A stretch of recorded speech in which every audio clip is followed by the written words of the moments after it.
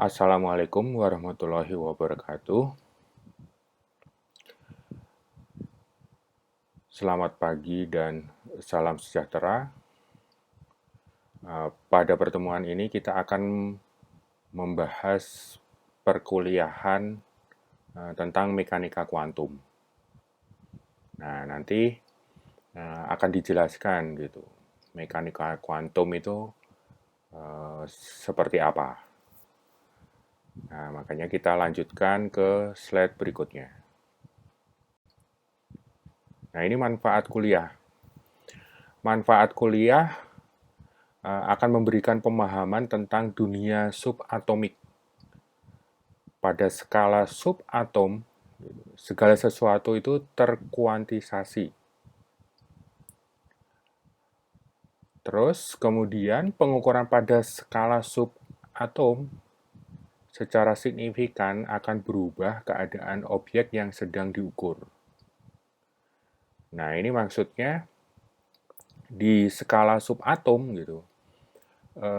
Terkuantisasi artinya sebenarnya ada ukurannya gitu. Terkuantisasi gitu, itu bisa ditinjau ukurannya. Nah, pengukurannya dalam skala subatomik gitu. Itu secara signifikan itu akan merubah keadaan objek gitu yang diukur. Nah, ini manfaat dari perkuliahan. Kalau tujuan instruksional dari perkuliahan ini, setelah mengikuti kuliah mekanika kuantum ini, mahasiswa diharapkan dapat menjelaskan berbagai fenomena alam dalam skala subatom. Nah, ini di gambarnya itu termasuk salah satu subatomnya. Sebagai pendahuluan, barang-barang elektronik ini merupakan hasil dari penerapan mekanika kuantum. Nah, nanti bisa kita lihat fenomenanya seperti apa sih gitu.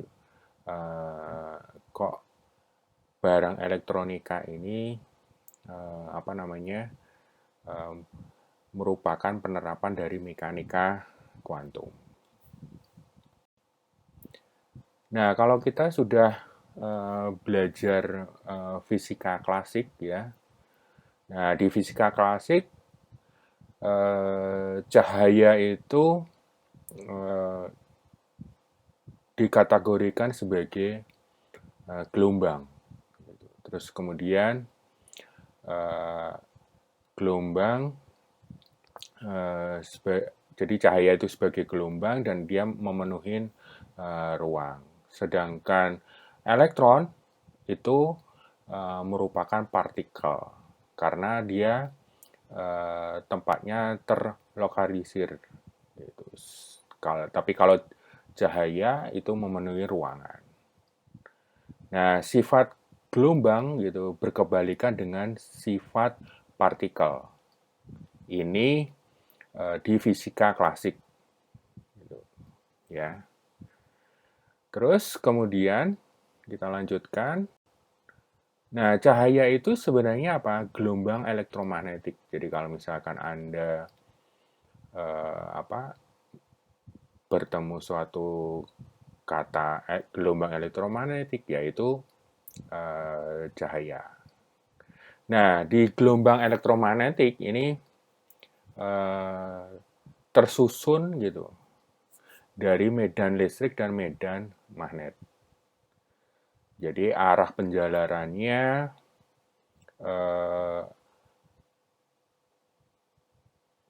atau medan listrik dan medan magnet gitu itu tegak lurus terhadap arah penjalarannya. Nah, kalau menghitung panjang gelombangnya sama gitu dari puncak ke puncak dari medan listrik gitu atau medan magnetnya. Terus kita lanjutkan. Nah, radiasi benda hitam.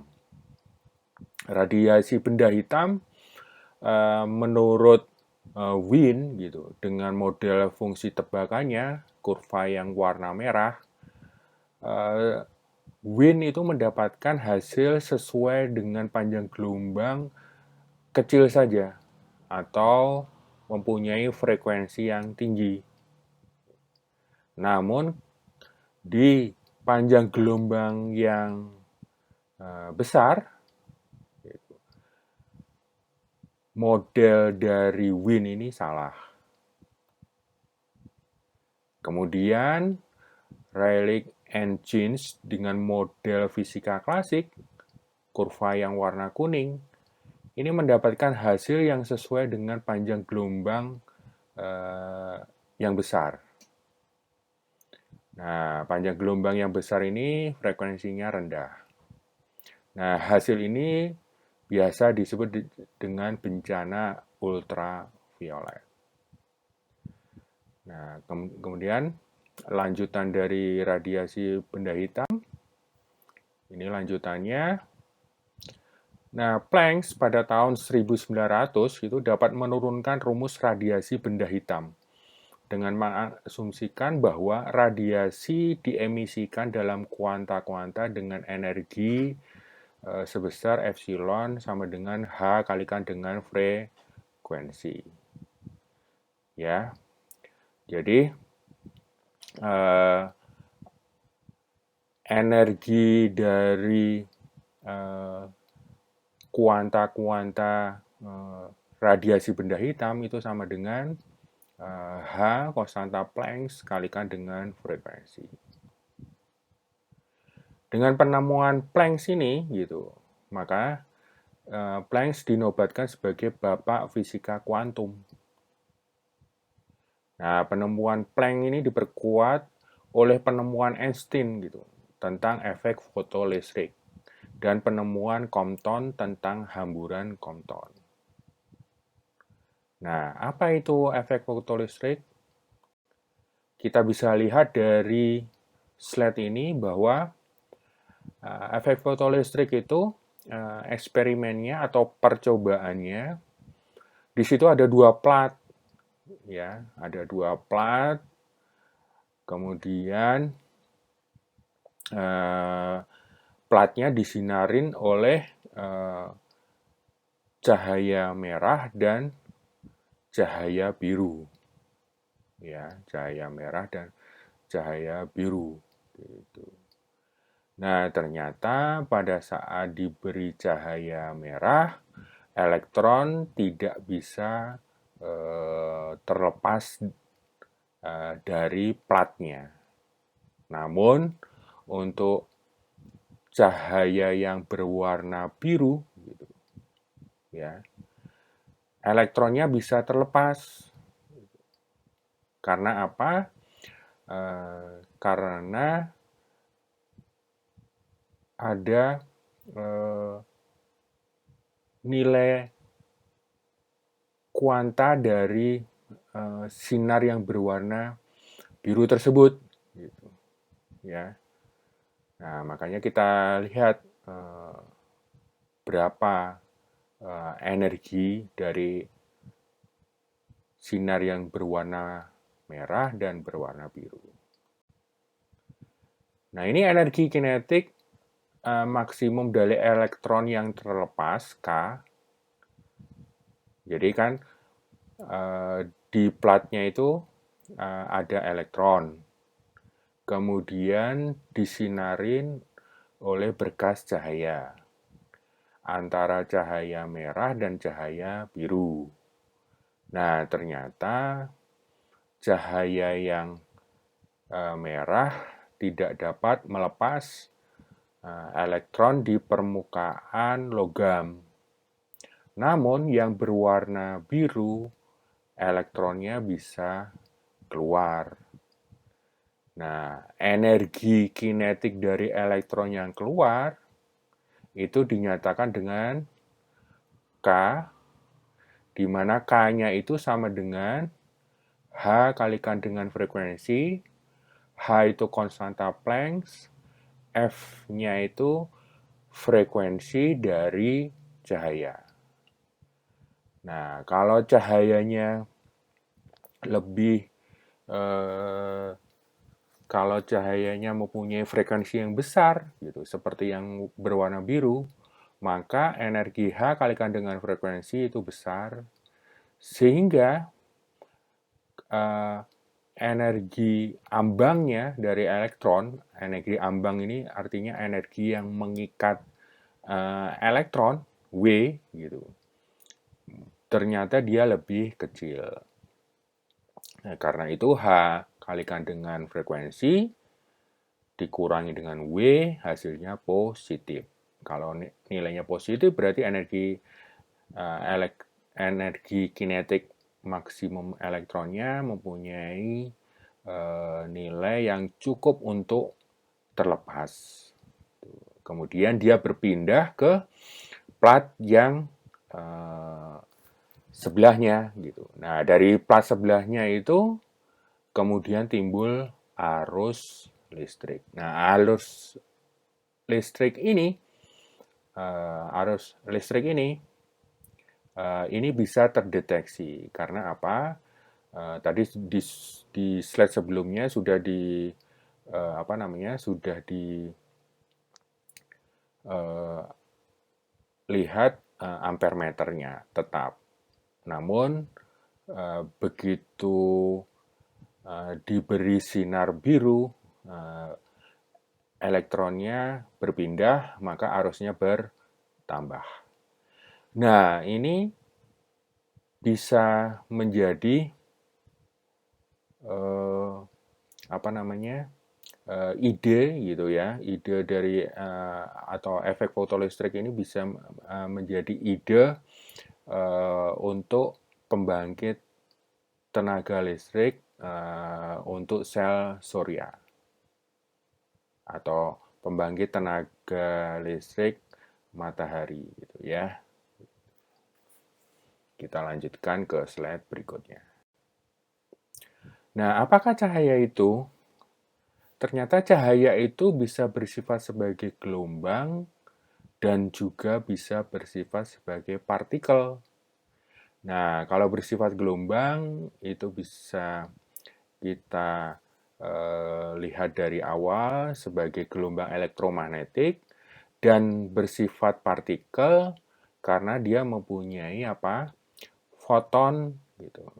Partikel apa yang mempunyai energi namun tidak bermassa. Nah, energinya berapa? Energinya sebesar H kalikan dengan frekuensi. Nah, di situ energi dari foton itu bergantung pada frekuensi dari cahayanya. Nah, di efek fotolistrik terlihat bahwa frekuensi yang besar yang berwarna biru sehingga apa energi foton yang warna biru itu lebih besar. Nah, terus pembuktian dari cahaya itu bersifat sebagai partikel bisa dilihat dari slide berikut. Nah, ini efek Compton. Efek Compton itu merupakan bukti paling langsung dari sifat partikel dari radiasi atau dari cahaya, ya, gelombang elektromagnetik. Nah, kita lihat animasinya, gambarnya. Di situ ada foton datang, kemudian menabrak elektron, elektronnya terpental, kemudian fotonnya juga terpental. Nah, berarti apa? Berarti foton yang merupakan partikel dari cahaya, dia mempunyai energi namun tidak mempunyai massa. Nah, makanya apa? Cahaya bisa bersifat sebagai partikel. Kita lanjutkan slide berikutnya tentang efek Compton. Nah, Compton mendapatkan bahwa terjadi pergeseran panjang gelombang pada radiasi yang dihamburkan terhadap radiasi yang datang. Jadi, pergeseran ini bergantung dari sudut hamburnya. Hal ini dapat dijelaskan melalui proses tumbukan elastis antara foton dengan elektron. Nah, dengan menggunakan prinsip kekekalan energi dan kekekalan momentum, diperoleh persamaan berikut. Ya, H aksen itu panjang gelombang foton yang akhir setelah tumbukan dikurangi dengan lambda aksen itu merupakan panjang gelombang dari foton yang terhambur dikurangi dengan panjang gelombang foton yang datang itu sama dengan H konstanta Planck dibagi dengan M C dalam kurung 1 minus kosinus theta ya. Nah, terus kemudian berkebalikannya untuk membuktikan gitu. Apakah kan gelombang bersifat sebagai partikel. Cahaya bersifat sebagai gelombang dan partikel, ya kan? Nah, terus kemudian apakah partikel itu bersifat sebagai gelombang? Kita lihat set berikutnya. Apakah materi gitu atau partikel itu bisa bersifat sebagai gelombang? Jadi foton itu mempunyai frekuensi F, mempunyai momentum, ya kan? Terus panjang gelombang fotonnya bisa bisa dilihat berdasarkan nilai frekuensinya. Nah, kemudian de Broglie mengusulkan agar persamaan panjang gelombang tersebut berlaku secara umum, baik bagi foton maupun bagi materi atau partikel.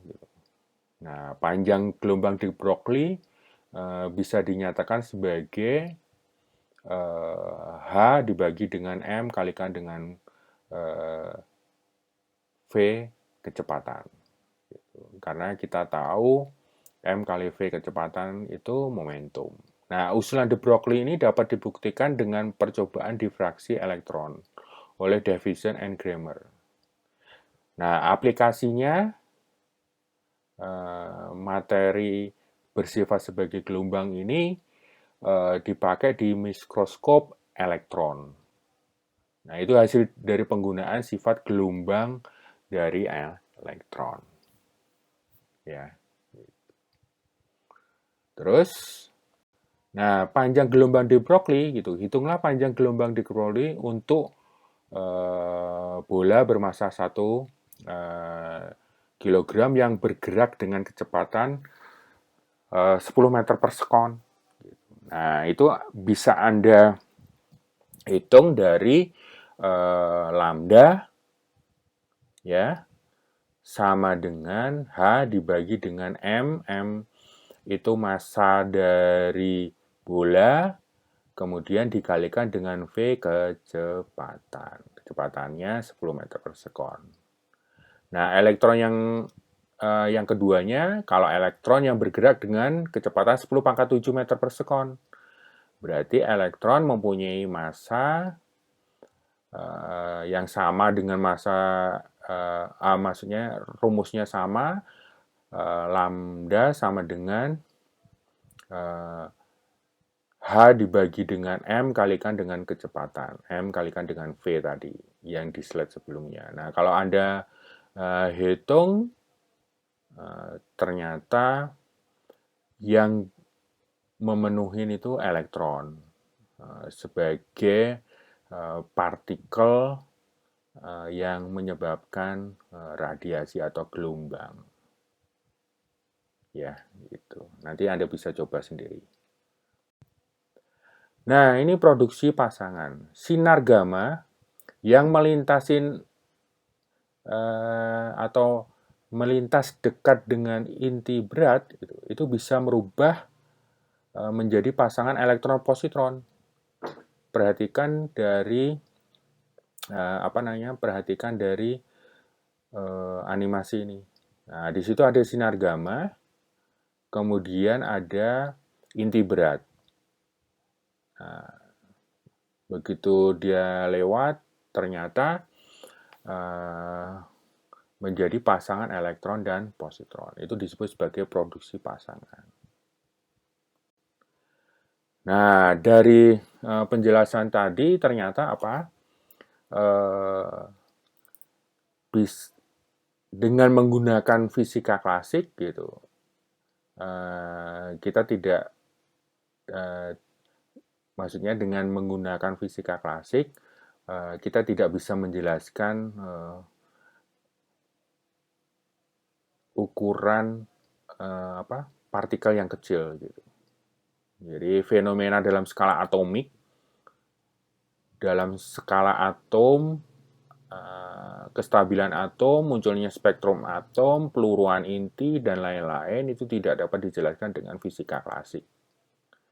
Nah, teori klasik gagal untuk menjelaskan fenomena ini karena apa? Teori klasik menghampirin alam itu dengan konsep abstrak, partikel murni dan gelombang murni. Padahal baik radiasi elektromagnetik atau cahaya itu dia bisa bersifat sebagai partikel dan dia juga bersifat sebagai gelombang, ya.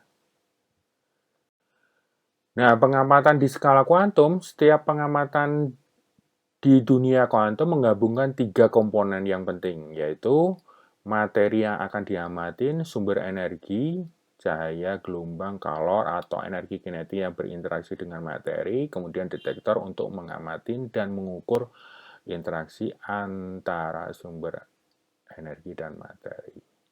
Ya. Nah, selanjutnya prinsip ketidakpastian Heisenberg. Sebagai analoginya, tinjau tali panjang yang terentang. A. Salah satu tujuan disimpangkan ke atas dan ke bawah secara periodik. Salah satu ujungnya disimpangkan ke atas dan ke bawah secara periodik.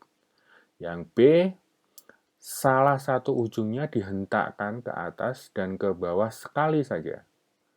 Nah, ini bisa bisa Anda bayangkan kalau misalkan ada tali kemudian ditaruh maaf, satunya diikat di ujung, kemudian yang satunya Anda gerak-gerakkan terus gitu.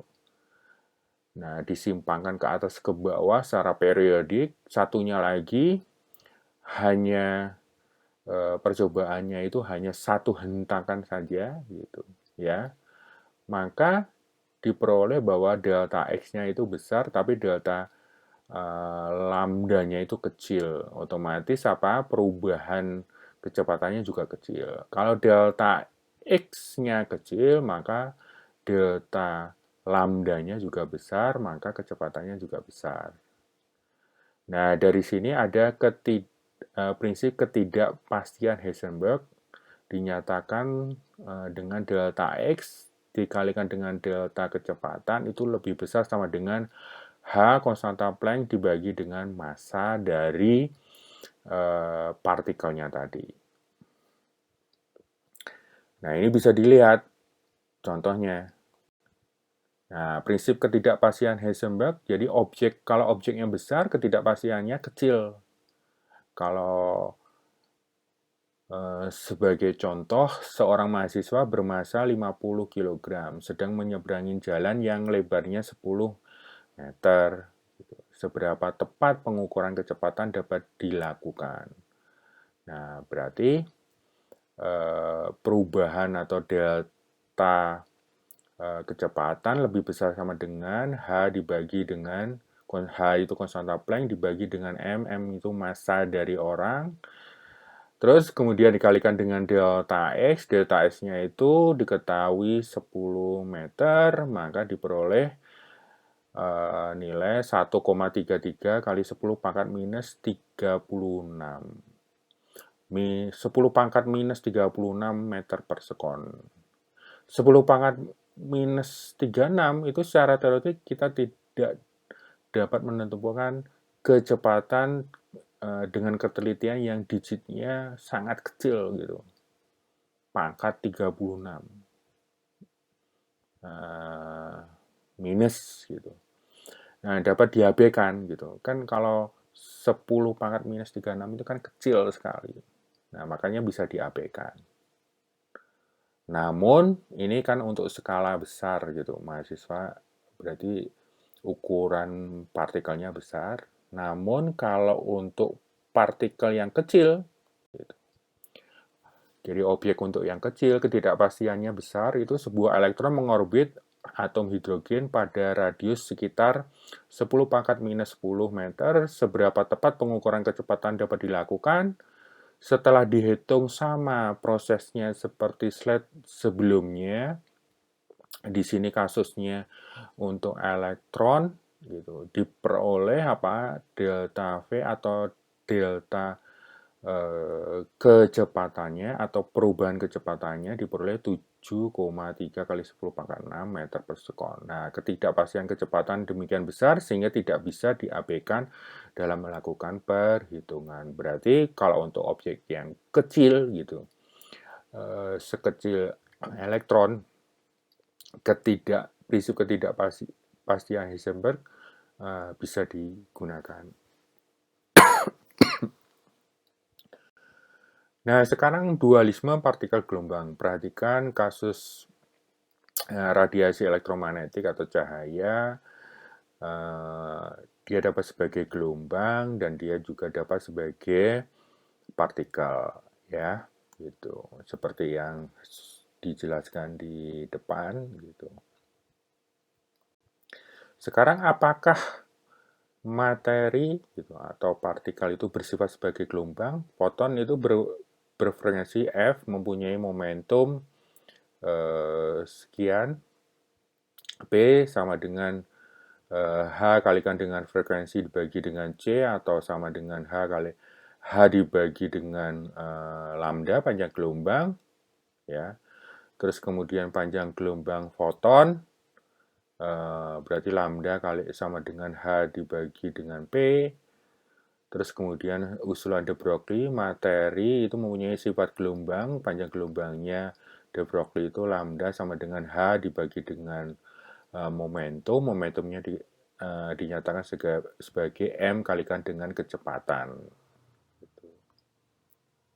Nah, usulan de Broglie ini dapat dibuktikan dengan percobaan difraksi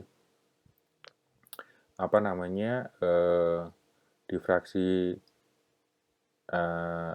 difraksi elektron oleh Davison dan Kramer, ya, gitu. Nah, terus kemudian kita bisa menghitung lagi de Broglie-nya, gitu.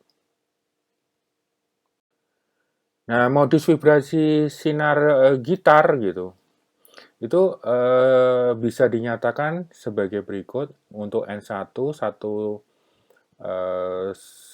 satu modulasi saja itu, atau satu gelembung aja gitu ya, gitu. Itu bisa dinyatakan sebagai N sama dengan 1. Kalau 2 gitu, atau dua simpul gitu, itu N sama dengan 1. Kalau 2 simpul berarti N sama dengan 2. Kalau 3 berarti N sama dengan 3. Nah, lambda 1 bisa dinyatakan sebagai 2L per 1, berarti lambda 2 bisa dinyatakan sebagai 2L per 2, kemudian lambda 3 bisa dinyatakan sebagai 2L per 3. Ya.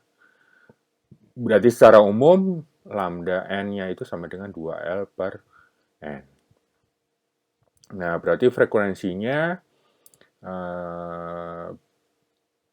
bisa dinyatakan sebagai kecepatan dibagi dengan lambda N sama dengan N kalikan dengan kecepatan dibagi dengan 2L. Ya. Nah, kalau kecepatannya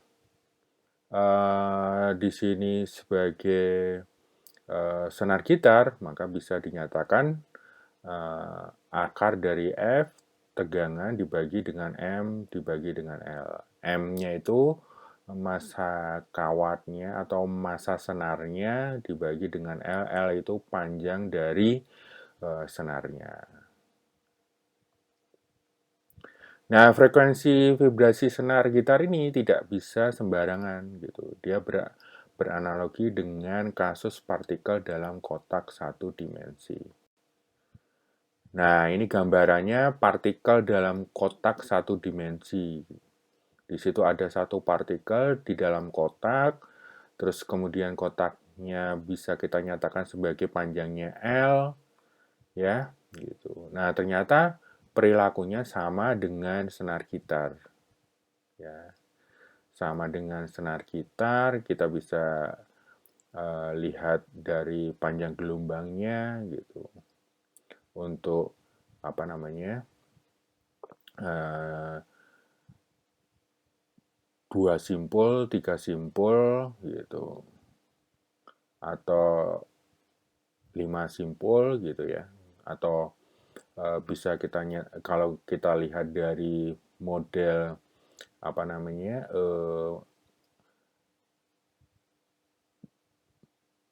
penggelembungannya gitu, itu bisa kita nyatakan sebagai N1, N2, dan N3 ya. Nah, kita bisa nyatakan secara energinya sama dengan N kuadrat kalikan H kuadrat dibagi dengan 8M kali L kuadrat. Nah, energi partikel dalam kotak itu terkuantisasi.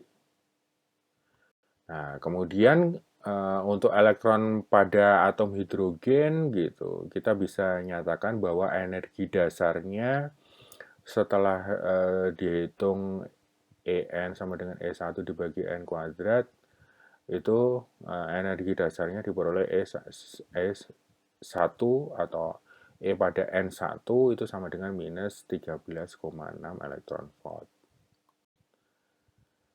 Nah, berdasarkan atom Bohr gitu, postulat Bohr gitu, elektron itu bergerak mengorbitkan inti dalam orbit mantap berupa lingkaran dengan momentum sudut berupa kelipatan dari H per 2pi. Nah, pada keadaan mantap ini, elektron tidak memancarkan radiasi elektromagnetik. Radiasi baru dipancarkan atau diserap jika elektron berpindah dari satu orbit ke orbit lainnya. Gitu. Pada perpindahan ini, foton yang dipancarkan mempunyai energi sebesar H kalikan dengan frekuensi sama dengan En2 dikurangi dengan En1. Untuk atom hidrogen, kita bisa nyatakan energinya berarti En sama dengan E1 dibagi dengan N kuadrat. N1 itu bisa bernilai dari 1, 2, 3, dan seterusnya gitu. Kalau untuk N1 itu berarti energi tingkat dasar. Berarti E-nya sama dengan 1, itu sama dengan minus 13,6 elektron volt. Nah, ini latihan soalnya. Nah, soal nomor 1, diagram pergeseran Wien itu diperlihatkan pada gambar di bawah, ya. Terus kemudian apabila suhu benda dinaikkan, maka yang terjadi adalah, nah, sebagai pembahasannya, berdasarkan persamaan hukum pergeseran Wien menyatakan bahwa panjang gelombang berbanding terbalik dengan suhu. Ini artinya apabila suhu naik berarti panjang gelombangnya akan berkurang. Gitu. Berarti jawabannya E. Lanjut soal berikutnya. Nah, di bawah ini terdapat beberapa pernyataan. Satu, gitu. Elektron dari permukaan logam dapat lepas atau tidak itu ditentukan oleh panjang gelombang cahaya yang datang. 2. Frekuensi ambang tidak terpenuhi. Artinya frekuensi ambang tidak terpenuhi. Asal intensitas cahaya yang datang diperbesar, maka elektron tetap keluar dari permukaan logam. Nah, kemudian elektron dari permukaan logam tidak bergantung pada intensitas cahaya yang datang. 4. Fungsi kerja setiap logam selalu sama. Nah, dari sini dapat terlihat bahwa yang betul itu nomor 1 dan nomor 3. Karena apa? Eh, intensitas itu tidak mempengaruhi elektron yang keluar dari permukaan logam. Terus fungsi kerja setiap logam itu berbeda-beda, ya. Gitu. Jadi jawabannya B. Hasil eksperimen efek fotolistrik nomor 3, hasil eksperimen efek fotolistrik tidak dapat dijelaskan dengan teori klasik. Adalah apa? Satu, terdapat panjang gelombang maksimum cahaya yang dapat menghasilkan arus listrik.